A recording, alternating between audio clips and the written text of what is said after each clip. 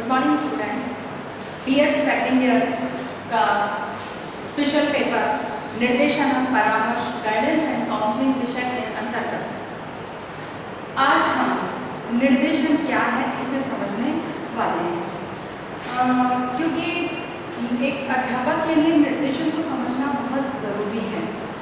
क्योंकि कक्ष में जब वो शिक्षण कार्य के लिए जाता है तो एक तरह से ये माना जाए कि शिक्षण कार्य संपूर्ण प्रक्रिया जो है एक तरह से निर्देशन के रूप में संपन्न की जानी चाहिए। क्योंकि बालक के सामने कुछ भी कार्य बालक अगर करता है तो उस कार्य को करने के लिए उसे निर्देशन की आवश्यकता होती है। यानी कि बालक किसी कार्य को करता है तो उस कार्य को करने में निश्चित है कि उसको बहुत सारी समस्याओं का सामना करना पड़ता है। कुछ समस्याएं हैं जो बालक अपने अनुभवों के आधार पर उनका समाधान स्वयं खोज लेता है। कुछ समस्याएं ऐसी होती है कि उसे किसी न किसी सहायता की आवश्यकता होती है। तो यही सहायता बालक के लिए निर्देशन का कार्य करती है और एक शिक्षक को इसकी जानकारी होना बहुत ज़रूरी है। बीएड में इसको जोड़ा गया, इसके पीछे कारण सिर्फ ये है कि एक वर्तमान में निर्देशन और परामर्श की प्रक्रिया बालक के लिए आयोजित करना या संपन्न करना बहुत आवश्यक है। क्योंकि निर्देशन के बिना ये कहा जाए कि एक समय था जब संयुक्त परिवार हुआ करते थे तो आधा जो निर्देशन किया बालक की जो समस्याएं थी उनका समाधान पारिवारिक स्तर पर ही हो जाता था। क्यों कि संयुक्त परिवार में खाली एक की राय नहीं होती थी, एक का ही निर्देशन नहीं होता था, उसमें बहुत सारे सदस्य साथ में एक साथ रहते थे। तो किसी की अलग अलग तरह से निर्देशन या कोई ना कोई राय सामने आती थी जिससे कि बालक को एक सही निर्देशन प्राप्त हो पाता था, सही परामर्श प्राप्त हो पाता था। लेकिन वर्तमान में इसकी आवश्यकता बहुत अधिक बढ़ी। क्योंकि एक कई परिवारों की जो प्रकृति है वो बढ़ती चली जा रही है और एकल में भी स्थिति ये हो रही है कि माता पिता दोनों ही वर्किंग है, दोनों ही काम के लिए घर से बाहर जाते हैं। तो बालक की निर्देशन के लिए, बालक के सहयोग के लिए, बालक के पालन पोषण के लिए या तो किसी नैनी को रखा जाता है या किसी जो पालना घर है उनमें बालकों को छोड़ा जाता है कि भाई जब तक पेरेंट्स नहीं आते हैं तब तक उनको बालकों का वहाँ पर देखभाल की जा सके। तो ऐसे में परिवार की दृष्टि से या पारिवारिक स्तर पर जिस निर्देशन की अपेक्षा की जाती है वो परामर्श और निर्देशन बालक को प्राप्त नहीं होता है। इसलिए ये एक उत्तरदायित्व शिक्षक के ऊपर बहुत बढ़ जाता है। तो आज हम इसी को पढ़ने वाले हैं कि निर्देशन का अर्थ। निर्देशन सबसे पहले है निर्देशन का अर्थ। निर्देशन किसे कहेंगे? निर्देशन वह प्रक्रिया है जिसमें बालक की अपनी रुचि, योग्यताओं, क्षमताओं आदि को समझने और इनका सर्वाधिक अच्छे ढंग से उपयोग कर लेने के लिए जो सहायता प्रदान की जाती है, जो सहयोग प्रदान किया जाता है या जो मार्गदर्शन प्रदान किया जाता है वह निर्देशन कहलाता है। अर्थात कि निर्देशन की प्रक्रिया के माध्यम से बालक की योग्यताओं, क्षमताओं, रुचियों आदि को बालक को समझने में यानी कि उसकी अपनी रुचियों के विकास में और समझने में यानी कि अपनी इन समस्त योग्यता, क्षमता, रुचि, अन्य उसके व्यवहार, संप्रेषण के तरीके आदि सबको का विकास होता है। अपनी इन क्षमताओं, योग्यताओं को समझने का अवसर प्राप्त होता है और उसको सही दिशा निर्देश प्राप्त होते हैं। अर्थात इनका अपनी क्षमताओं को समझने में जो उस बालक को सहायता प्रदान की जाती है वही कार्य निर्देशन का कार्य कहलाता है। परिभाषा हम देखते हैं इसकी। परिभाषा की दृष्टि से अगर हम इसको समझना चाहें तो यहाँ पर हम एक रूथ की परिभाषा को हम देखेंगे कि रूथ ने इसको क्या कहा है। रूथ के अनुसार निर्देशन एक ऐसी प्रक्रिया है, निर्देशन एक ऐसी प्रक्रिया है जिसके अंतर्गत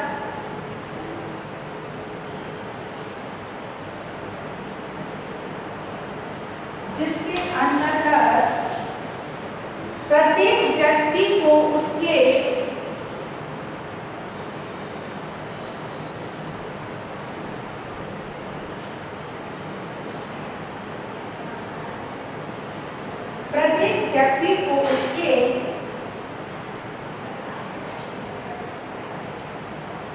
अपने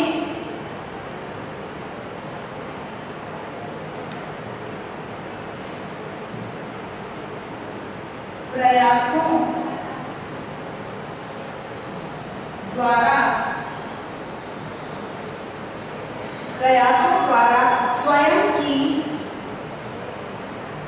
क्षमताओं को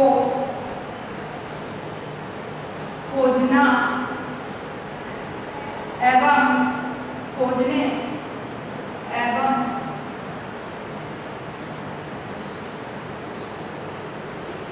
विकसित करने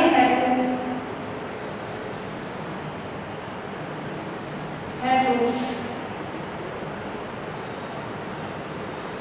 सहायता प्रदान की जाती है। यानी कि रूथ की इस परिभाषा को अगर हम देखते हैं तो इससे बात स्पष्ट हो जाती है कि निर्देशन को किस तरह से परिभाषित किया गया है कि निर्देशन एक ऐसी प्रक्रिया है जिसके अंतर्गत प्रत्येक व्यक्ति को उसके अपने प्रयासों एवं स्वयं की क्षमताओं को खोजने एवं विकसित करने हेतु सहायता प्रदान की जाती है। अर्थात कि निर्देशन की जो ये प्रक्रिया है इसके अंतर्गत क्या होता है कि व्यक्ति अपने प्रयासों के द्वारा स्वयं की क्षमताओं को खोजता और विकसित करता है। यानी कि एक व्यक्ति के स्वयं के अंदर उसकी क्षमताएं हैं उनको खोजता है और उनको विकसित करने का प्रयास करता है, क्योंकि उस व्यक्ति को उसमें स्वयं में क्षमताओं को समझना बहुत जरूरी है। क्योंकि अगर व्यक्ति अपनी क्षमताओं को नहीं समझ सकता है तो उसको मतलब कि इन क्षमताओं को अगर वो नहीं समझ पाया या उसे अपनी क्षमताओं का पता नहीं है तो उन्हें और अधिक विकसित नहीं कर पाए, क्योंकि उसमें जो क्षमताएं हैं उसकी सफलता उन्हीं क्षमताओं का उपयोग करके होगी। तो अगर उसको अपनी खुद की क्षमताओं का पता नहीं है तो निश्चित है कि वो ऐसे कार्य भी कर सकता है जिन कार्यों को करने में उसकी कोई क्षमता नहीं है, उसमें योग्यता नहीं है। अगर उसको पता है कि मैं इस कार्य को कर सकता हूँ और इसमें मुझे सफलता प्राप्त होगी ही, तो वो निश्चित है कि उसी कार्य में और अधिक परफेक्शन लाने का प्रयास करेगा, उसमें और अधिक प्रयास करेगा कि उसमें उसकी क्षमताओं का विकास हो सके और उसमें और उसकी योग्यता, उसमें विशेष योग्यता को प्राप्त कर सके। तो निर्देशन जो है, निर्देशन के माध्यम से बालक को उसकी इन्हीं क्षमताओं का पता चलता है, उसको बताया जाता है और किस तरह से उसको विकसित किया जा सकता और अधिक विकास किया जा सकता है, इसके बारे में बालक को समझने का और प्रयास करने के अवसर प्राप्त होते हैं। यहाँ पर अगर एक वॉल्क्वेट की जो परिभाषा है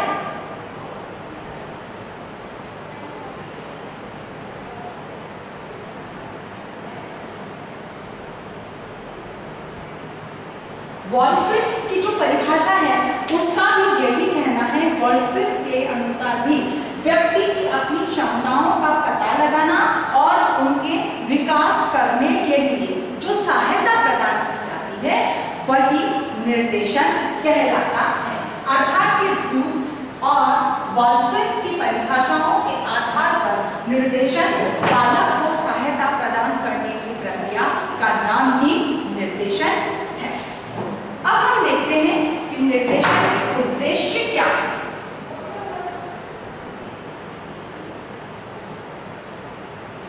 क्योंकि कोई भी कार्य बिना उद्देश्य के संपन्न नहीं किया जा सकता, बिना उद्देश्य के किसी भी कार्य को हम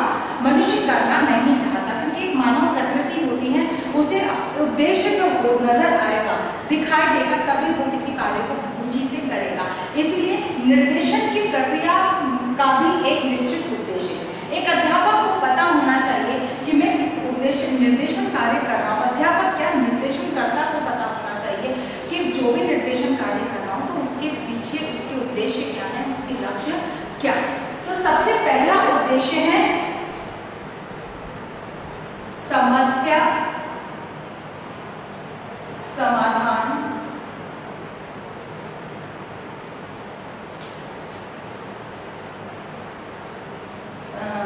की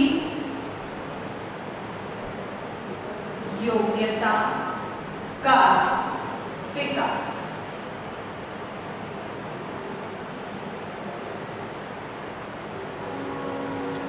यानी कि समस्या समाधान की योग्यता का विकास किया जाता है, क्योंकि बालक को निर्देशन की आवश्यकता कब पड़ती है, जब उसके सामने कोई समस्या आती है। अगर जब तक कोई समस्या बालक के सामने नहीं है तो निश्चित है कि उसे किसी के निर्देशन की या किसी की मार्गदर्शन की आवश्यकता नहीं होती है। लेकिन जब बालक को कोई समस्या सामने आती है तो निर्देशन के माध्यम से बालक को उस समस्या का समाधान कैसे किया जाता है इसका प्रशिक्षण उसे दिया जाता है। उसे इस बात की जानकारी दी जाती है कि समस्या का समाधान बालक किस प्रकार से कर सकता है, कैसे समस्या को खोजना चाहिए, समस्या का समाधान कैसे खोजना चाहिए, जिससे कि उसे धीरे धीरे समस्या के समाधान को खोजने की योग्यता का विकास हो जाता है या होने लगता है। अर्थात कि बालक की समस्या के समाधान के उद्देश्य से निर्देशन का कार्य किया जाए। दूसरा है समायोजन की क्षमता का विकास। यानी कि बालक में समायोजन की क्षमता का विकास करना बहुत जरूरी होता है, क्योंकि जहां वातावरण से समायोजन होना उसका बहुत आवश्यक है। अतः किस प्रकार से समायोजन किया जा सकता है, तो यानी कि यहाँ के आपको इस तरह से बालक को किस कार्य को कैसे करना है उस प्रक्रिया का जब ज्ञान होगा तो धीरे धीरे वो उससे समायोजन करने लग जाएगा। इसीलिए समायोजन की प्रक्रिया को किस प्रकार से बालक अपनाता है, किस प्रकार से समायोजन करना चाहिए, इस कार्य को निर्देशन के माध्यम से बालक को बताया या बालक को सिखाया जा सकता है। तीसरी बात है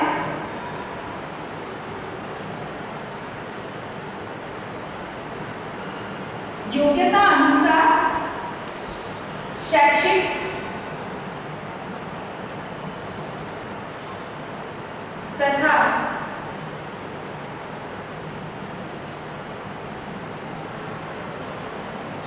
तथा व्यावसायिक अवसरों की जानकारी। यानी कि बालक में सबसे पहले तो निर्देशन के माध्यम से बालक को उसकी योग्यता की जानकारी दी जाती है कि उसमें क्या किस क्षेत्र में योग्यता है, किस विषय को वो बहुत अच्छे से पढ़ सकता है, किस क्षेत्र में वो अच्छे से कार्य कर सकता है। जब उसे अपनी योग्यता का पता होता है तो उसको उसी के अनुकूल शैक्षिक क्षेत्र और व्यावसायिक अवसर कौन से हैं जो उसके लिए लाभदायक हैं, इसकी जानकारी प्रदान करने के उद्देश्य से निर्देशन का कार्य किया जाना चाहिए। चौथा जो है इसमें व्यक्तिगत योग्यताओं व शक्तियों से परिचय। यानी कि व्यक्ति की अपनी व्यक्तिगत योग्यताओं और शक्ति क्या है उसमें, इससे परिचय प्रदान प्राप्त करने में निर्देशन का कार्य किया, निर्देशन प्रदान करके और बालक को उसकी योग्यताओं और शक्तियों से परिचित कराया जा सकता है। पांचवी बात है विकास की प्रक्रिया में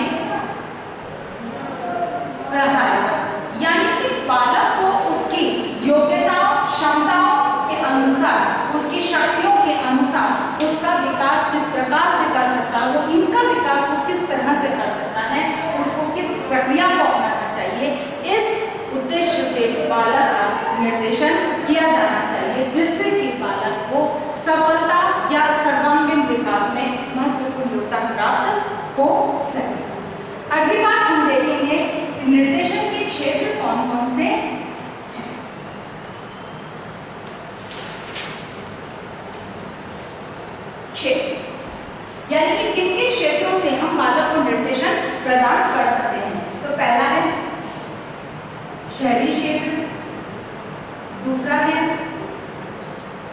ग्रामीण क्षेत्र, यानी कि शहरी और ग्रामीण क्षेत्र ये दोनों के अपने अपने वातावरण एकदम भिन्न होते हैं। शहरी वातावरण अलग होता है, ग्रामीण वातावरण अलग होता है। शहरी क्षेत्रों में संसाधनों की उपलब्धता अधिक होती है, ग्रामीण क्षेत्रों में संसाधनों की उपलब्धता कम होती है, अर्थात कि उसको अपने संसाधनों के अनुसार अपने विकास, अपनी योग्यता, अपनी क्षमताओं में किस प्रकार से विकास कर सकता है, उस दृष्टिकोण से शहरी क्षेत्रों के बालकों के लिए निर्देशन शहरी संसाधनों के अनुकूल और ग्रामीण क्षेत्रों के बालकों के लिए ग्रामीण संसाधनों के अनुकूल निर्देशन प्रदान किया जाए। तीसरा है मूल्यों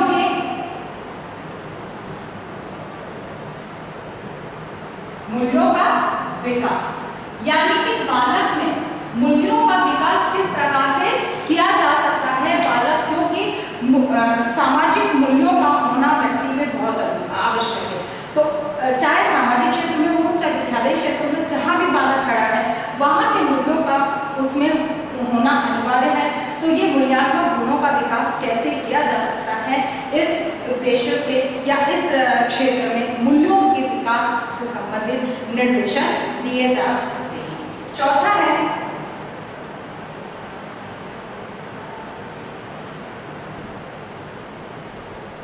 उपभोग, यानी कि वो किसी भी चीज का अपने जैसे मूल्यों का है उसको उपभोग कैसे करना है, उसको जो भी कार्य जैसे कि प्राकृतिक संसाधन उसके सामने, तो उसका उपभोग उसे किस प्रकार से करना है, किस तरह से प्राकृतिक संसाधनों को सुरक्षित रखा जाए और कितना उसे किस तरह से उपयोग किया जाना चाहिए, अर्थात कि चाहे प्राकृतिक संसाधन है चाहे कोई भी, तो उसका उपभोग उसे किस तरह से करना चाहिए, इसका भी उसे ज्ञान प्रदान किया जाना चाहिए या इस क्षेत्र में उसको निर्देशन प्रदान किए जाने चाहिए। आशा करती हूँ कि मेरी आज की बात आपको समझ में आई होगी।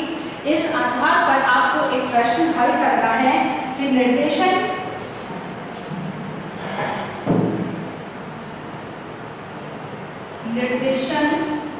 का अर्थ स्पष्ट करते हुए उसके